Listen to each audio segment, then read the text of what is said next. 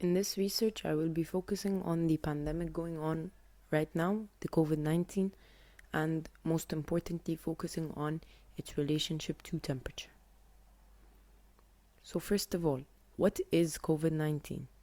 It's an infectious disease that mostly affects people's respiratory system.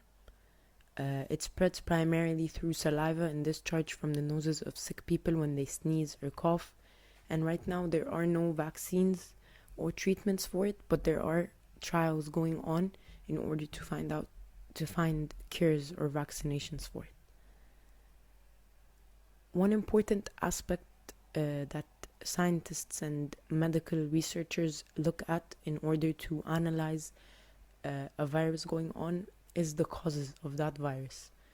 And as COVID 19 is a descendant of the coronavirus diseases, like them, it starts by infecting animals, which leads to the infection of people.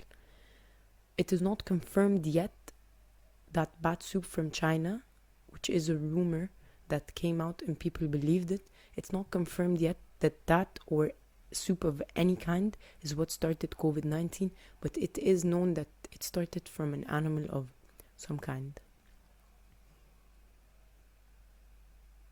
The next point we'll be talking about is protection against COVID 19 and how can one keep themselves safe of such a virus. I believe the steps are pretty simple. You have to wash your hands frequently, as this virus is not transmitted through air or oxygen, it's transmitted through contact. So you have to wash your hands frequently, avoid mass gatherings, avoid touching your nose, mouth or eyes. If you sneeze into a tissue, sneeze into your elbow, disinfect all surfaces in your house, and if possible, stay home.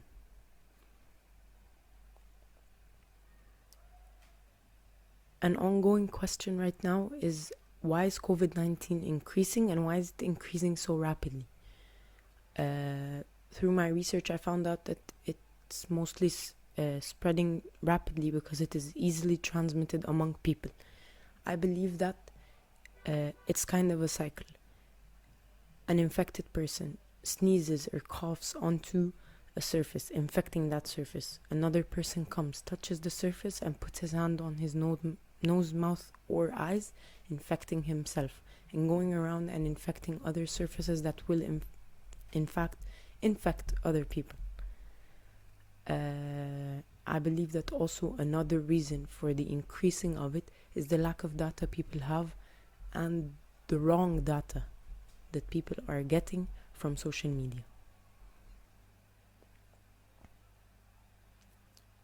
So to dive into the main research question, which is, what is the relationship between the spreading of this virus and temperature? So in order to do that, I looked at 4 countries, and the reason behind why they were 4 will be explained later on. I looked at Russia, which has an average temperature of 12 degrees Celsius to 15 degrees Celsius, and the number of cases were 135,000.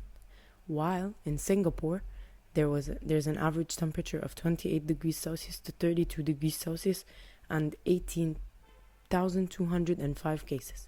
While, on the other hand, in India, they have an average of 29 degrees Celsius to 34 degrees Celsius, while Australia has an average temperature of 9 degrees to 12 degrees Celsius, and India has 40,263 cases, while Australia has 6,801 cases.